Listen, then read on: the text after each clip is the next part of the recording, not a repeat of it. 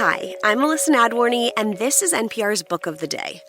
Lena Dunham got famous more than a decade ago for creating and starring in the HBO show Girls, about 20-something women trying to figure out how to be in the world. In her latest memoir, Famesick, she similarly grapples with how to be in the world in a way that feels honest and creative, without letting that openness and vulnerability turn into a liability. She spoke with NPR's Rachel Martin on the Wildcard podcast. This message comes from MIDI Health. CEO Joanna Strober shares why they started a virtual care platform for women in perimenopause and menopause. Our goal at MIDI is to make sure that all women have access to really expert care, starting around 35 and 40, making sure that they get access to all the things that can help them thrive as they're growing older. MIDI Health, committed to helping women in midlife with perimenopause and menopause care, accessible via telehealth visits at joinmidi.com. This message comes from Mercy Corps. Your support helps deliver life-changing support in over 35 countries. Visit mercycorps.org/donate. That's mercycorps.org/donate to build a stronger tomorrow. This message comes from Donors Choose. Every day on donorschoose.org, teachers ask for the books, supplies, and learning materials their students need. Because every day, teachers show up for their students.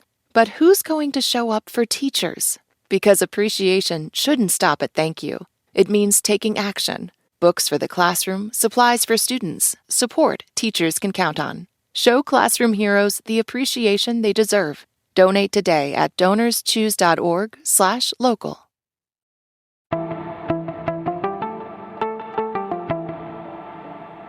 We're going to pull out of the game and talk about your book, Famesick. It's just a wonderful read.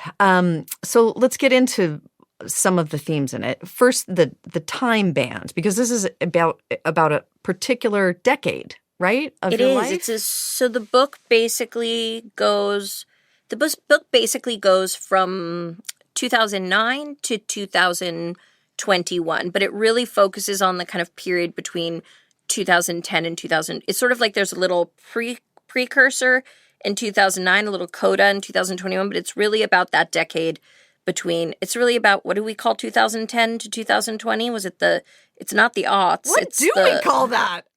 I don't know. A nightmare? Do we call it a nightmare, Rachel? I think that's do we call it my term. Personal hell? No, it's about those years, which did have a lot of magic in them and a lot of joy and a lot of education. And there was also some really challenging stuff that looking back, I'm able to see what a thicket I was moving through. Yeah. But at the time, that had become pretty normalized for me. So can you ground us in time? I mean, how old were you when you started Girls? We shot the pilot in the fall of 2010 when I recently turned 24. And then... You're barely out of the womb. Like, it must be said, 24. Well, I see that now. Like, I literally said recently, someone said, I'm 24, and I said, you should still be inside your mother. Like, what are you doing walking around? I mean, it was a truly wild thing to be given access to this job that I had such reverence for, and also this world of, I'd always been a kid who loved films and who was interested in Hollywood and who, read Us Weekly on Wednesdays. It came out on Wednesdays, and I would pick it up at the newsstand near our house. Not because I had some idea that I wanted to be famous, because I was just, like many young people, compelled by the narrative magic of these Hollywood lives. And so suddenly to be engaging with actors and making this work was unbelievable. Yeah. And then for it to then be sort of welcomed into some kind of cultural conversation and to be kind of have the carpet laid out for you. But I was not prepared for everything that came with that. How could you be? I mean, it's huge. It was so huge. It's hard if younger people won't remember, but this was such a phenomenon and you were thrust in the spotlight. When I see young people in the public eye now. There's more of people know the term media training. They understand that what the internet is and what it's capable of. Doesn't mean that they don't get up to trouble, but there's a different kind of consciousness if you've grown up with it. And this was sort of the Wild West. So these years were very dense with creative education, and I had Judd Apatow was my television mentor, and he took me through this process, and I worked with an incredible cast and an incredible crew, but I also was I am by nature, which sometimes I'm very introverted. I think if we're defining introvert by sort of being around people either gives you energy or reduces your energy. Yeah. Not based on how loud your voice is, which I think was the old definition. And I need a lot of time alone. I need a lot of time to recharge.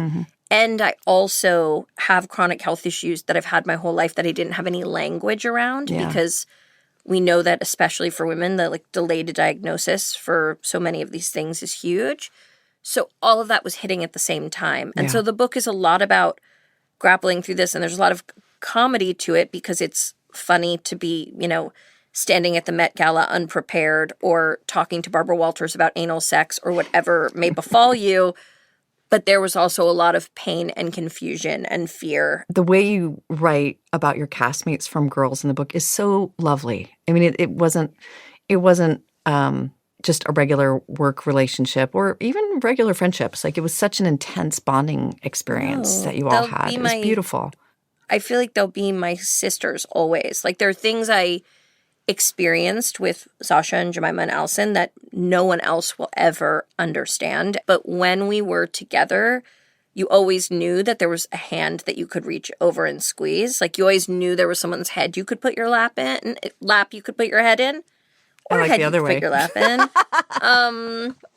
And it was a very powerful, formative relationship. I mean, Sasha and Allison were 22 when we started. Jemima and I were 24. You guys grew up together. Yeah, and we felt like they were our little sisters. We were we know so much that you're going to know when you have 2 more years of life, you're going to know it too. Then you'll know. Adam Driver is someone you also had a close relationship, the degree to which you could with who he is, and you write about it in the book. He was such an important part of that show. Deeply, and he's such a defining he was not meant to be necessarily moved through the 6 seasons of the show. He was meant to be this sort of, in a little bit of the way that Sex and the City is, the boyfriend of the week. I think that was more the role that he was going to play. Yeah. And he was so clearly that character just had this gravitational pull, and it was clear that his career exploded, and to his credit, he stayed with us, and he stuck it out, and he cared so much about that character. Yeah. You two had a complicated relationship, I think is the easiest way to put it. Yeah. And at one point in the book, you include this scene when you were in a fight about something related to the show, and he got angry, and he let his anger get the best of him, and he threw a chair at the wall that you were standing against. It didn't hit you, but that's a frightening experience. And as a reader, you it's jarring to read that, and that feels very scary and explosive. And I guess my question is, why did that feel like a detail you wanted to include? I think it was really important to me to make it clear in the writing that it was not he did not hurt me. His aim was great. He didn't get me. He was in some way trying to get my attention. He was trying to, and something that we were always coming up against, which I think I was trying, is that you have these work relationships with people that you might never encounter in regular life. Adam and I have different interests. We come from different places. We have had really different life stories. Adam is from Mishawaka, Indiana. I come from downtown New York. Adam had been through the military in Juilliard. I had this sort of hippy-dippy liberal arts education. We were formed in really different ovens. But I think it was really important to me to show that we were sort of doing the best we could to understand each other, but we were almost like two different species circling each other in the woods. And I can see that so clearly now, 15 years later, that we were missing each other's signals. We both had just inherent qualities that were I'm extremely non-confrontational.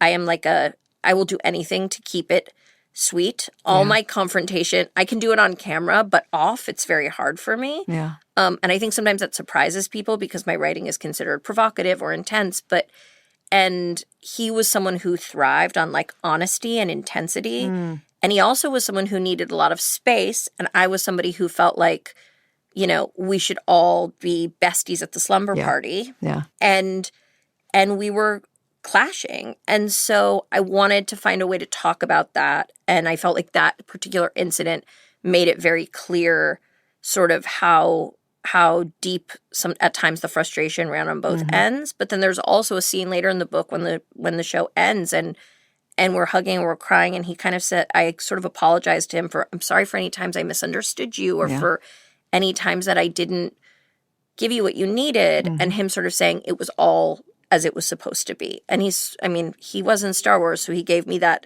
Jedi wisdom, and he was out. So all hail Adam Driver, deep gratitude, deep appreciation, and I hope that can be felt in the writing.